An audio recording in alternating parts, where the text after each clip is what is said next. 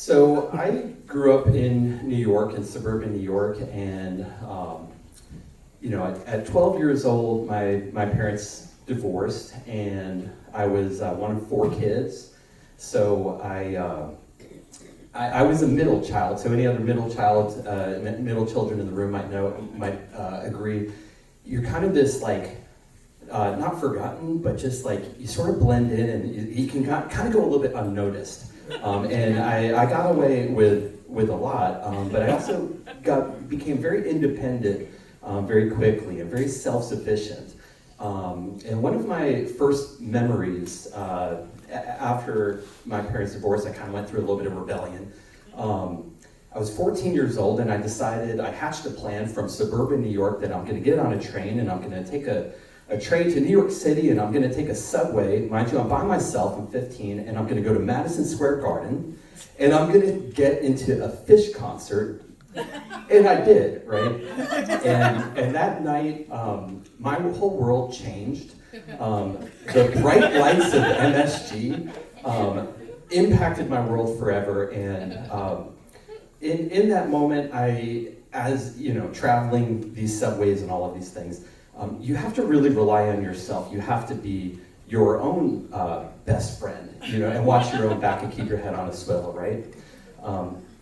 And as time went on, my world kept getting bigger, and my mom bought a canoe, right, for the family. And by this point, I was about 16, and I had my permit, and I learned how to strap the thing up there and would take off for these canoe missions, right? And I would bring a couple friends with me, and the outdoors sort of introduced into my world just possibilities. And I turned 18, I went to college in Maine, and this fire ignited in me to just really get into the outdoors, as much as I could, just dive in as much as possible. And when I was in Maine, I hiked with a couple friends the 100-mile wilderness, and I was just falling in love with this. And this was before Facebook and the internet, around 2000 or so. And I wanted to start leading other people on these adventures, right? Because I didn't want to do it by myself. So I started hanging posters in hallways of the college, trying to find anybody as crazy as me to come on these adventures. And so one of the adventures was hiking across the entire island of Acadia National Park, if anyone's familiar. And that fire just grew. And from there, I sort of got into outdoor leadership and trying to just find others to do these things with me, right? I decided to ride a bicycle across America. That was the next step, and I just wanted more and more of this, right? And I actually told that at a previous story. Some of y'all might have been here for that. At this point, I decided I wanted to drop out of college, and I just kind of needed more. And so I went to Colorado and joined the Forest Service, which I thought would be a great way to sort of put my actions, my passion towards action. And on my fourth day of working for the Forest Service, me and the guy that I was working with, the other intern, we got lost. We got very lost. And we were at the Platte River, which, and he was an Eagle Scout, so I'm kind of under his wing here, right? And most people think that rivers flow north to south. Well, the Platte River flows south to north. So we oriented the entire day in the wrong direction. As the sun started to go down, we are very lost. Okay, and there was 6 people and a helicopter looking for us through the night. And I ended up the next morning, even I knew the sun sets in the west, right? So I was able to orient so that the next morning was able. He stayed put. He didn't want to leave. We were holed up under a rock outcropping, and he didn't want to leave from it. And I said, I'm out of here, and was able to hike up and find a road and get myself out, and came back for him eventually. Anyhow, I guess in these adventures, I was I had a craving to lead other people in these missions and try to find other people to trust me enough to take them along. And I spent the next couple of years doing seasonal trail work, where I suppose I became a friend of the trail.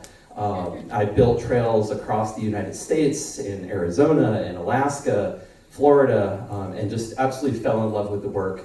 Landed in New Mexico, where I started taking volunteers to help try to finish the Continental Divide Trail in New Mexico, which is like the Appalachian Trail of the Rockies. And in that time, I realized that I was becoming that friend, that one friend for all of these people that trusted me, these people that wanted to tag along on these adventures, and wanted to help in conservation. When I was 29, I was saving for a trip around the world on a bicycle, which would have been my third bicycle trip, and found out I was going to become a father, and that transitioned to me having to look at my son as the next adventure, and I became that one friend for my kid for about the next 10 years or so. And now I have a 14-year-old, which is totally crazy to think that in a couple months he would be my age when I snuck out to MSG, which is absolutely wild. And I really hope he doesn't do that, but I believe that he won't, but we'll see. Now, I guess in seeking adventure and in seeking friendship and kinship with others, I continue to lead in the outdoors.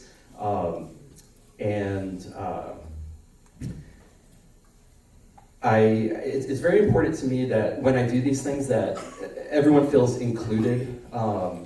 With social media, with all of these things, I feel like we're more disconnected than ever.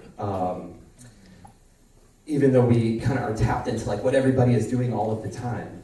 And so I am just driven to be that one friend for people who are willing to trust me enough to take them on these outdoor missions, and I still do it today.